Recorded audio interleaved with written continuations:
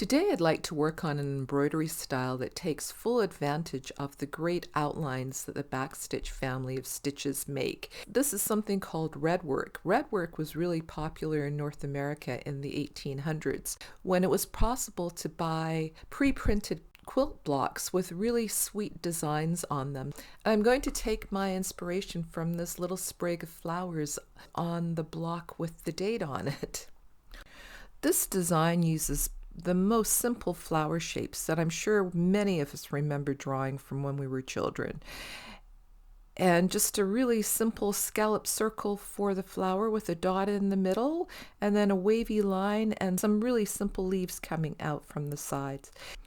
I started out making the stem and having it just sort of gently meander from side to side on my cloth because these stitches really do make beautiful curved lines, and every once in a while, whenever I feel like it, I will just take a stitch off to one side or the other and add a flower or a leaf or whatever I feel like adding here and there. So, as usual, I'm not using a template or a guideline. I know what these shapes look like, and I'm just going straight in with my needle and thread and creating the lines. The thing that makes this interesting is having all of those shapes and lines made really loosely and not at all stiff. And I'm just using the stem stitch and the back stitch and the outline stitch pretty much interchangeably. I'm not really too worried about this being precise or picky or having the lines be exactly the same width all the way along, because in nature things just are not like that. They're much more variable. So if there are gaps in my stitches, if they're not perfectly shaped, that just adds to the organic and realistic nature of what I'm doing, which is unlike most embroidery patterns, which are very stiff and require you to create lines that are very, very straight and very repeatable. I'm just using my stitches to create the shapes of the lines that I know how to do. I don't need to rely on pre-printed marks, and this way I can spontaneously respond to whatever I feel like doing in the moment. And I think that traditional redwork doesn't necessarily have solid filled in places, but this is my piece and I don't have to follow the rules if I don't want to.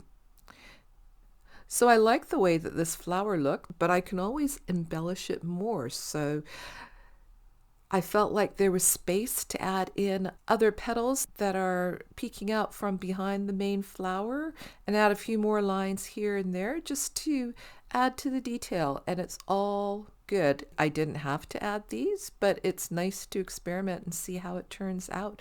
And I think it's quite a sweet little flower. It reminds me of the wild rose, which is a very Canadian flower, I have to say.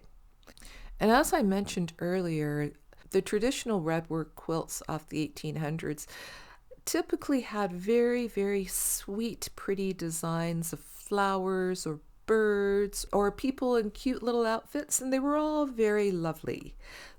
But redwork doesn't necessarily have to be sweet all the time. I'd like to tell you about a community redwork project that a Canadian designer is working on. Her website is called The Emperor of Atlantis. She's invited people to choose designs that represent or reflect current issues. Some of them are rather difficult to look at, but I would encourage you to go and take a look at her website to see what else she has, if you'd like to see the other pieces in the collection there.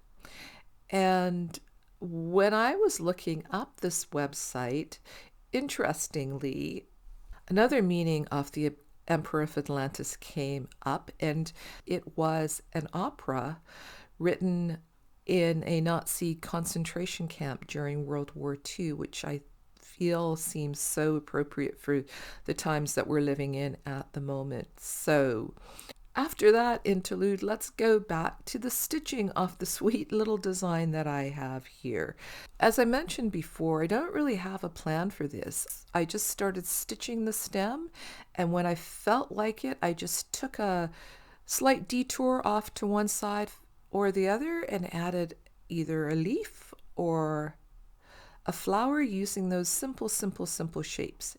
And and that's all there is to it. And how did I know when I was done? I don't know.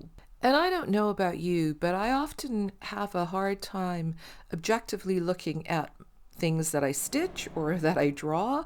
And here's a suggestion for you. Sometimes you're so close to what you're doing that it's hard to see it. So if you look at it from a different perspective, either through your phone camera, or if you take it and look at it in the mirror, or sometimes even if you just put a piece away for a couple of weeks, you can see it with fresh eyes.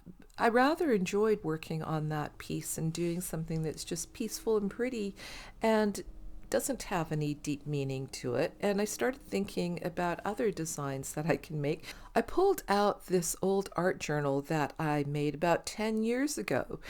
And I was thinking about a particular design. Now I need to finish working on that piece. I was thinking about this design, and I thought that it might be a good choice for another Redwork pattern. So I'm going to share that with my Ko-fi supporters this week. And I'm also going to give them a more leisurely visit with my art journal here. I'd love to have you join us over there. Thanks a lot for watching, and I'll see you again soon.